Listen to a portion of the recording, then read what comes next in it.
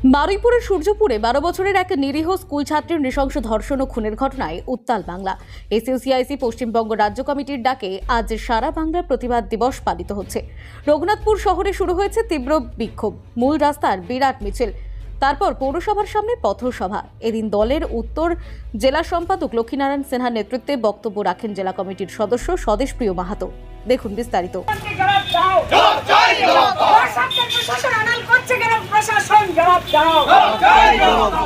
চব্বিশ পরগনার বারুইপুরে সূর্যপুর হাটের যে 12 বছরের একটি মেয়ে, তাকে 4 জন মিলে, সে গেছিল তার বান্ধবীর জন্মদিন ছিল গিফট আনতে, তাকে তারা ধরে ধর্ষণ করে।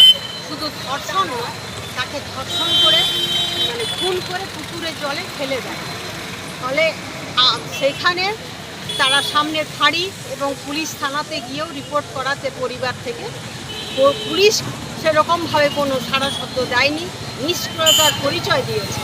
সেখানে সিসিটিভি ফুটেজ দেখে এলাকার মানুষজন সেই জায়গায় যায় এবং মেয়েটিকে উদ্ধার করে। সাথে সাথে 4 জনকে তারা শনাক্তকরণ করে যে এরা এই কর্মের সাথে জড়িত ছিল এবং তারা 2 জনকে পুলিশের হাতে তুলে দেয়।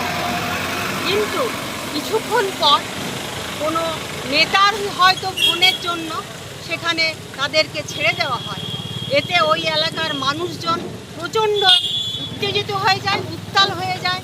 সমস্ত মানুষজন এসে এর বিচার এবং তড়িঘড়ি যাতে বিচার হয় তার জন্য তারা দাবি জানায়।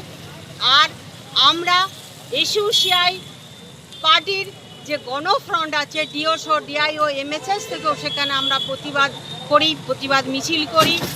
এবং মুখ্যমন্ত্রী যে দিয়েছে 2 দিন সময়, কেন 2 দিন? এটাও এইখানের জনগণের প্রশ্ন।